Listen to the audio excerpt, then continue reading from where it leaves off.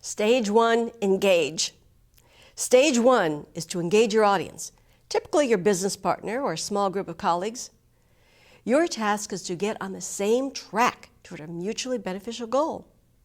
Receive permission to proceed and set a time frame for the meeting. To engage your audience and effectively open the meeting, you must have done your homework. Plan for this meeting by identifying your goals and knowing what you want to talk about, as well as who you'll be meeting with. Your task in the engage step is to 1. Discuss purpose. Establish a direction for the communication. 2. Share goals. Give yourself an opportunity to evaluate the listener's interests. 3. Ask permission to proceed. Receive approval to start and confirm the time available for the meeting. Begin the conversation by the normal greeting appropriate for the business partner. Then state your goals for the meeting to make certain you're both aligned in the time frame for the meeting. Then be certain to stay within that time boundary. The first key to your success is to work through each stage. Be careful not to jump to offering solutions in this early stage. Too often, someone will open the meeting by presenting the solution, which often results in a hasty decision and missed opportunities. For example, the speaker may later learn that there are additional factors that warrant a very different conclusion. Or, and this happens most often, the speaker talks past the listener. There's no collaboration. When you fail to engage the speaker and try to jump to build a solution, you leave yourself open to problems. Create an image of someone who is unprofessional and ineffective, which could jeopardize your relationship with a business partner. As you move through this video, there will be 4 practice sections. When you see this screen, it will describe an assignment for you to complete. Use your workbook or working with the questions listed. In a moment, I will ask you to stop the video and open your workbooks to complete practice number 1, which will guide you to prepare for a future meeting. When you see the stop screen, stop the video. When you have completed the assignment, restart the video. Please stop the video now to complete practice number 1.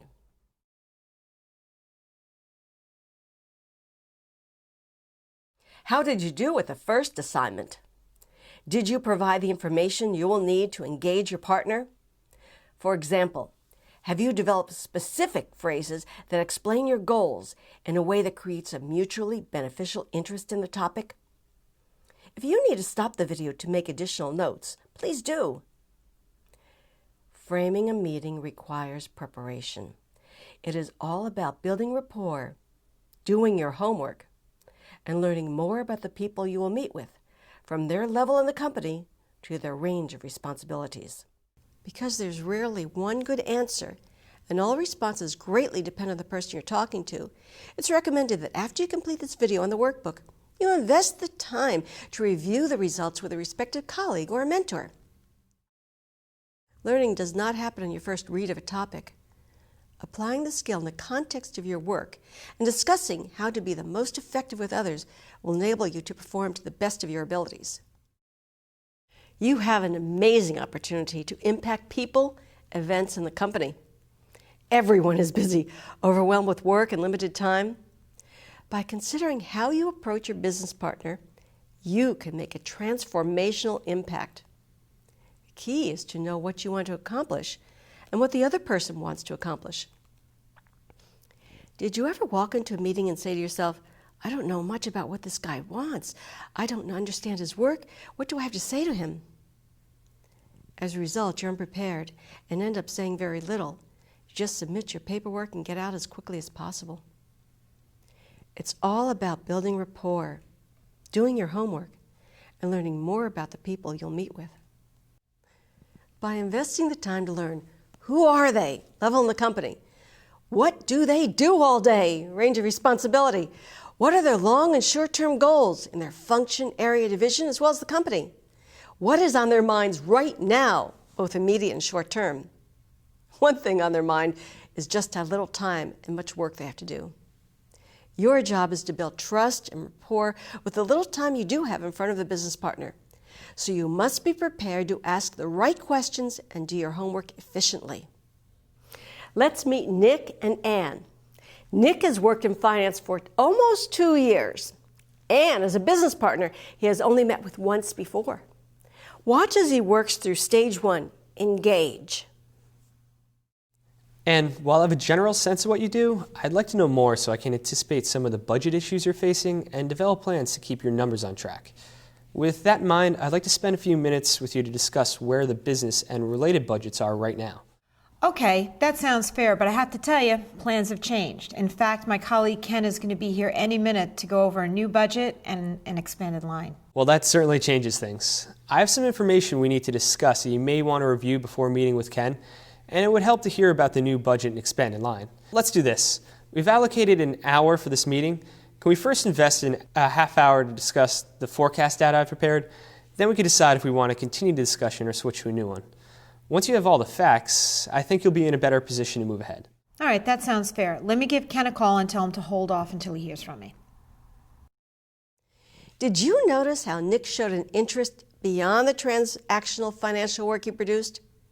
He's being proactive to build rapport and trust with his business partner.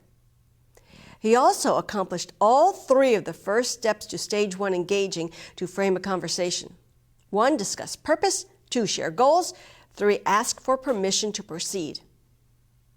By asking for permission to address the agreed upon topics and setting a time frame for the meeting, you're taking control of the event. Build trust by following the agenda and staying within the proposed time frame. Controlling the process will save you considerable problems later. For example, have you ever found yourself in the middle of a meeting to look up, see people talking, and have absolutely no idea what the topic is? How many times have you spent a half hour or an hour with one person or with a group and had to stop the meeting to ask someone to tell you what the purpose of the meeting was? This occurs most often when the meeting leader failed to engage the audience. Your preparation will make the difference between meeting success or failure. If you're using the workbook, please complete reading stage 1, engage, and complete practice 2. Here's a list of questions that you should have answered before you go into a meeting. This means that while you're scheduling the meeting, you must be certain that there's a specific agenda, that everyone who will attend the meeting has the agenda, and that there are clear expectations for the meeting to begin and end. Please pause the video to answer the following questions.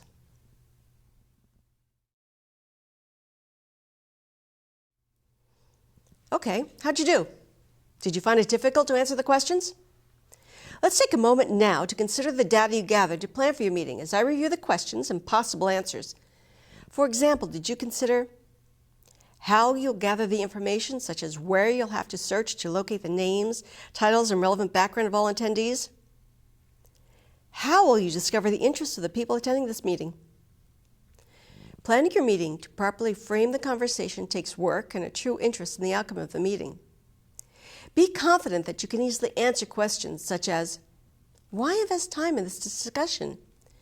Are the attendees knowledgeable of this topic? Interestingly, the questions that many miss when doing this research are the basic logistical questions, such as what time will it start and end? How much time do you need to present? How much time should be dedicated to discussion? Is the location comfortable and quiet? Will you need to request technical equipment? Is it installed in the room? The most important questions to ask are, what outcome do you want to achieve? And what will the attendees want to take away from this meeting? Okay, now you're prepared to introduce the topic, to gain the attention of the other person, to receive permission to proceed. While you work through the exercise, did you consider what to do when the person or people you meet with have a very different goal in mind for the meeting? They may not be interested in addressing what you were expecting for the meeting. When someone has a goal for the meeting that's different from yours, you have a choice. Hold and set boundaries, which may prevent the opportunity for collaboration or consensus, or you can be flexible to the possibility of creating a new, larger, and mutually beneficial frame. The ability to suspend attachment to our current frame long enough to explore these possibilities is a first step toward true dialogue, collaboration, and most important, building rapport and trust. It all comes down to common sense. Don't start before the other person is ready to address the topic you want to address. If you do, you'll be moving ahead without them, talking to yourself, which will likely result in your having to either start over later in the meeting or on another day to accomplish your goal. As we move through the 4 stages to frame a conversation, I'll add a few tips to be certain you are effective. Here's your first tip. Be positive. Show interest in the work and perspective of those you meet with. Ask questions that have value to you and listen to the responses for both content and intent.